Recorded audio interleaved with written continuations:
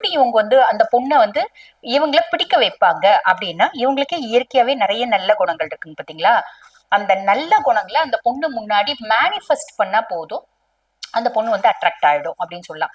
எந்த பொண்ணுக்கு வந்து நல்ல வந்து டீசெண்டா, ஜென்யூனா, நல்ல புத்திசாலியா, வேகம் இல்லாத விவேகம், பெருசா வந்து வேகம் கிடையாது. புதன் தான் வந்து அதீத வேகம், ஸ்பீடு எல்லாம் தப்பு நடக்கிறதுக்கு நிறைய வாய்ப்பு உண்டு. விவேகம், இங்க புத்திசாலித்தனமும் இருக்கும், விவேகமும் இருக்கும்.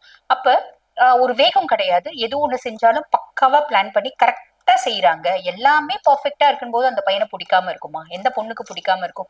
எல்லா பொண்ணுக்கும் பிடிக்கும். அப்ப இந்த மாதிரி இவங்களோட நிறைய குட் குவாலிட்டிஸே வந்து பாத்தீங்கன்னா இவங்களை பிடிக்கிறதுக்கு ஒரு பிரதான காரணமா இருக்கும் அப்படின்னு சொல்லலாம். சரி, இப்ப வந்து குட் குவாலிட்டிஸ் எக்ஸ்பிரஸ் பண்றாங்க. இப்ப தனுசு ராசி ஜென் வந்து ஒரு பொண்ணை லவ் பண்ணும் போதே இதுல முக்கியமான விஷயம் என்னன்னா, ரிஷபமாவோ மிதுனமாவோ அந்த பொண்ணு இருக்கு அப்படின்னா பெருசா ஒத்து வர்றது இல்லைங்க. ஒத்து வர்றது இல்ல. இப்ப ஃபார் எக்ஸாம்பிள் மிதுனமா இருக்கு அப்படின்னு வச்சுக்கோங்களேன், அங்க வேகம் ஜாஸ்தி இருக்கும்.